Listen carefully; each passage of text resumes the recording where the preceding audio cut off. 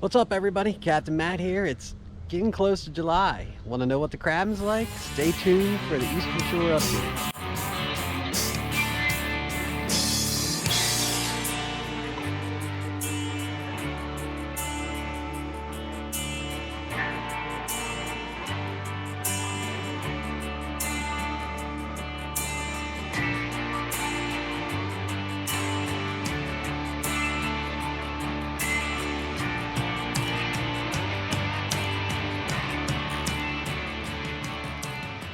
All right, so first I just want to apologize again. I've gotten some feedback and some comments. They don't like dialogue, and I'm sorry. I do plan to do a lot of how-to, which is a lot of dialogue, and I try to get as much video and pictures in as possible. I want to be out crabbing. I want to be out catching crabs. I want to record it. I've only probably had about 4 or 5 decent trips, and I've either had camera issues, water visibility issues, or when I've had the cameras rolling, I haven't been catching crabs. So, promise it's coming. I'm gonna rush through this video. It's gonna be nice and short, so I can get out and prepared, and I'll probably be crabbing the rest of the week. And by the end of that period, I hope to have lots of great footage. So we just hit the beginning of summer, so I figured I'd give a little status update on, if you're not aware, and read all reports, where we're kind of at. Southern, when I say southern, it's south of Tillman Island. Southern Creeks of Tillman Island down south. I don't get much past Taylor's Island, so they're north.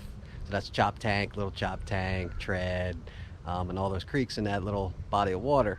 There was great crab in there for the last month, 6 weeks. Finally feels like the lights, and they've finally developed, and we're seeing lots of great size, great quality crabs. It seems like it's waning down a bit. I don't have any first-hand reports if anyone's been there recently, but I know like a week ago, like Trap Creek was doing great, but that kind of died down. Heard good things about Chop Tank picking up. So typically in this part of the season, the big crabs will move out, and you're left with more of the, well, I say average crabs for, say, a Tread in that area. You're talking 6 inches, and then you're gonna have to watch them as they go through the cycles. And what I mean by cycles, the shed or molt cycle.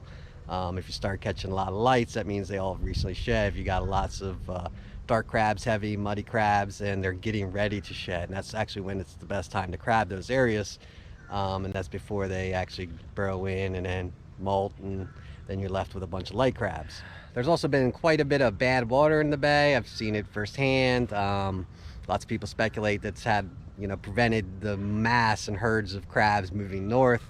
Before I get the mid-bay, southern mid-bay, if you will, you could still crab there. You're not gonna catch crabs. It just seems like it's kind of waning down.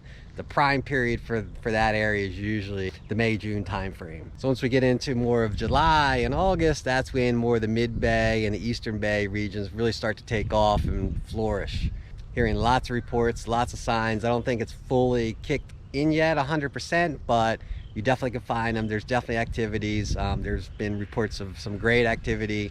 I was told some of the southern Kent Island creeks were doing really good, at least one of them. It sounded like it might have waned off a bit, but it had a great spurt there for a while. From my few trips out there over the last week or two, there's definitely lots of activity. The commercial folks are out there. If the commercial folks are out there, that means the crabs are out there. All the reports I've gotten firsthand, it's been hit or miss. Some people do great and some people don't. So it's at that time where it's still ramping up, where you can do great or you can not do great. Just not a surefire thing that you're going to go out there and kill it. And even the areas north of Kent Island are starting to show activities. You'll find commercial boats out there. I've been out there a couple times myself. Did well once. Went again. My spot was taken. Got a late start. Tried a new area. I thought I was killing it. Had like 2 or 3 runs of 12, and it just died right at the tide, and it didn't really pick back up. So it's definitely getting there. Signs of activity are all over the place. Another couple weeks now, we finally have some consistent hot weather. If it's not already at 80, it's going to be there shortly, and this is the time where more mid-bay kind of really takes off. And while I don't usually cover the western shore, because I honestly don't get over there, so I'm never going to talk about it. I do, get reports, see reports. So if mid-bay on the eastern shore, typically it's not always 1 for 1, but activity will start picking up on the western shore. The herd comes up. Sometimes it seems like one shore is more active than the other. but the herd does make its way up and starts filling in all those rivers. So we're gonna end with a little fan mail. Thought it'd be neat to just respond to some of this mail online in a video. So Kappa Man wrote, he liked the channel. I'm going to paraphrase a little bit. I think he was new to either boating and crabbing, or at least the river he was in. But at the end he said maybe you can do a spot in one of your videos of how to crab near commercial crabbers. There's a couple answers to that question, or a couple areas it goes into. A, commercial watermen, any true good one, will be out way earlier than it's even legal time for recreational crabbers. They can lay their lines at any point. They're just legally not supposed to be harvesting before legal start time, which is an hour before sunrise currently. So they're going to be able to claim their spots and everything's going to be fine. As far as laying gear near them, you know, by law, you only have to give 100 feet. Me, myself, I try to, if there's room in an area, I just try to lay in an opposite. I'll give them a couple 100 feet. I don't like to be that close. I couldn't even gauge that much, but you know, 100 feet, if you know your boat's like 20 feet long, that's 5 boat lengths to their line or their buoy. That's, you know, 100 feet. So I usually try to leave, you know, at least a couple 100 feet and then lay in an opposite direction. It might start near them, but it goes in a completely opposite direction. There's no sense in fighting crabs unless the crabs are really thick, hot, and there's a crab on every line. It doesn't make any sense for me to cram somebody else, even commercial or not, to, you know, just be fighting over some crabs in a certain area. I think the number one thing is, especially if you're running a trout line, is not to run your trout, you know, not to run over any of their lines. Not all of them use nice, highly visible buoys, which is kind of an issue. You know, they might save themselves some headaches if they did, but at least give it 5 minutes, watch them run. Hopefully they're not running too many lines, and you can see where the boat's traveling and you'll get an idea where the buoys are. Then figure out where you want to lay, then just run that path. Before even laying the line, run that path down. Gives you time to look around for other buoys. It's also neat to stare at your depth finder to make sure it's where you're actually targeting for depth wise. Right, and try to be fair. They're out there every day trying to make a living. It's a hard way to earn a living. It can be frustrating. I've laid out and I think I'm trying to be courteous far enough away. One of the early trips this year I laid out and it was just one guy and he had back in a back creek, I think he had 3 or 4 lines out, so it was one of my favorite creeks to lay in, and I just tried to find a spot, you know, away from him as much as possible. And you know, he started barking, but you know, it's just frustrating. I get frustrated especially if I'm not doing well and someone just decides to lay a line 100 feet away from mine. Like, I'm not doing well to begin with. Now we're gonna be competing for crabs and there's plenty of other room out there. So while the letter of the law is 100 feet, I try to give a little more. Not everyone does. There's lots of jerks out there, lots of people that don't care. Last year I had a guy kept dropping his traps on my trout line, and he was actually literally watching me run my trout line with my dipper and watched me have to stop and unhook his traps. And first I was throwing him over. Later I just started throwing him on my boat. Like, he wouldn't stop, even no matter I tried to talk to him, he just didn't care. So eventually I just kept keeping his traps, and a little karma went my way that day. I went farther upriver where I had a couple other lines laid. DNR happened to be in the vicinity. I was like, finally for once they're there when I need them. She stopped me, looked at my stuff. Then I sent her down to check this guy out. Not only you know, she couldn't prove that he was laying on my lines, it was too close, but none of his buoys were marked. He didn't have any life jackets, etc. She got escorted off the water. So I felt a little vindicated, but it usually doesn't happen that way. So I'll do one more. I got an email from a guy named Rob. He was asking, in general, he was more new to crabbing, new to the area, and he was looking for advice on location and stuff. So I did try to point him in a general direction.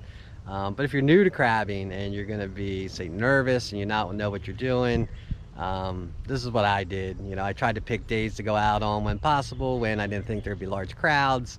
And if there were crowds, I always tried to find a way, you know, out of the way to practice my skills, especially with trout line. Now, traps are okay. There are some tricks with traps. I'm going to be doing a video in the future about running traps and just little tricks that help you speed up the process. But with trout lines, it can be intimidating if you're not used to it. Running it, making sure it's straight, and getting it deployed, and making sure it is where you want it to be. So just go out and practice. Even if you don't think there's any crabs in there, it's best to practice in advance so you feel comfortable that when you do get into the crowds, you can do your thing comfortably and knowing what you're doing. So overall, my recommendation is just to practice, get out there and practice. Try not to practice in the crowd. This still happens to me today every once in a while. You're going out, you get into your spot. More when I was recreational. It happened last year a couple times, but you're out in your spot, you're getting your gear ready to deploy it, and someone sees the spot open, just sees your boat, doesn't ask if you plan on laying, and technically, but legally, I don't have any equipment in the water yet. He'll motor up pretty close to my boat, drop anchor, and then just start deploying his line. And technically, it is his line. I don't like to feel rushed. If you're new, you don't want to feel rushed. So at least get some practice in if you're going to run a trout line for the first time in a river that might not see a lot of activity. I don't want to waste your time and go to a river where there's definitely no crabs, but you'll feel a lot better if you go out, get some practice in, you're comfortable running your equipment and deploying your equipment. Because there's things that seem simple, but so you got to figure out how tight you want it. Hook at the approach to hooking the buoy and getting off the buoy, and then whoever's going to be dipping, if it's yourself, and then steering and dipping. There's a lot to just get comfortable with. So on the days that are good crabs, if you're just starting out, just that way, if you do a lot of practice, you can get out there and deploy, and you'll just fit right in. And for the winners, Jay Trexler got a hold of me, but Richard Field's still waiting to get a hold of you. Responded to your posts. Send me an email to claim your prize. I'll give you about 2 weeks. If you haven't claimed it within 2 weeks, then I'll have to redraw another winner. Until next time, I'll catch you later.